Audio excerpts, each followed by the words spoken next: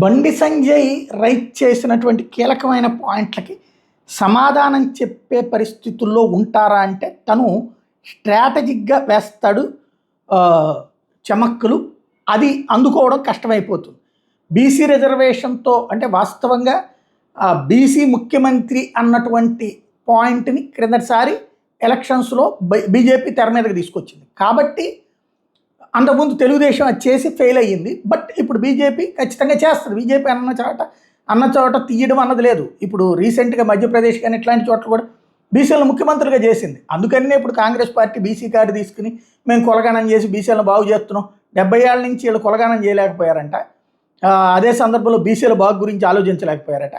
వీళ్ళ వల్లనే బీసీలు ములాయం సింగ్కో, లాలూ ప్రసాద్ యాదవ్కో, లేకపోతే తెలుగుదేశం పార్టీకో ఇట్లాగా వాళ్ళ వైపుకి టర్న్ అయిపోయారు. ఇప్పుడు ఇంకోటి బీజేపీ వైపుకి టర్న్ అవుతున్నారు. దేశవ్యాప్తంగా జరుగుతున్నటువంటి BC polarization. Because Narendra Modi కూడా బీసీ కావడం, దాంతో అదేమంటే కులాంతరీకరణ లాంటి స్టేట్మెంట్లు ఇస్తారు. కులాంతరీకరణ ఒక వ్యక్తి కులం వేరేది బీసీలోకి వెళ్ళడం అనేది ఉండదు. అది ప్రభుత్వం తీసుకునేటటువంటి నిర్ణయం. అదే లెక్కనైతే ఎస్సీలని బీసీలుగా మార్చిన, బీసీలను ఎస్సీలుగా మార్చిన ఉన్నాయి. అదే సందర్భంలో రాహుల్ గాంధీ వాళ్ళ తాతేమో పార్సీ అంట. పార్సీకి పుట్టినటువంటి బిడ్డ పార్సీ అవుతుందా, బ్రాహ్మణ అవుతుందా? మరి ఏ విధంగా ఇప్పుడు ఇందిరాగాంధీ భర్త పార్సీ, ఇందిరాగాంధీ బ్రాహ్మణ ఎట్లా అయింది అంటే జవహర్లాల్ నెహ్రూ కాశ్మీర్ బ్రాహ్మణ్. తండ్రిది వారసత్వం వస్తుందా, లేకపోతే మన తల్లిది వారసత్వం వస్తుందా అది పక్కన పెడదాం. పోనీ ఈ యాంగిల్లో చూస్తే. ఇంకోటి పోనీ పార్సీ తాతకి అంటే పార్సీకి సంబంధించినటువంటి ఫిరోజ్ ఖాన్ కొడుకు రాజీవ్ గాంధీ. అప్పుడు వీళ్ళు పార్సీలే అవుతారు కదా. ఆ తర్వాత పుట్టినటువంటి రాహుల్ గాంధీ ఆ తరమే అవుతుంది కదా. సరే వీళ్ళు ముస్లిం అంటారు, కాదంటారు, వాళ్ళు ఇది నడుస్తుంది. నేను బ్రాహ్మణుణ్ణి సోన్సో గోత్రం అని చెప్పుకున్నటువంటి కాన్సెప్ట్. ఆయన మళ్ళీ మిగతా అవన్నీ మాట్లాడుతుంటాడు. అది పక్కన పెడితే బీసీ అన్నటువంటిది సాధ్యం కాలేదు, నేను ఫెయిల్ అయ్యానని మొన్నే చెప్పుకున్నాడు. అది పక్కన పెడితే ఇప్పుడు బీసీ అస్త్రాన్ని ఆటగా చేసుకున్నాడు. అక్కడ సాధ్యం కాదని తెలుసు 42% బీసీలకు ఇవ్వడం.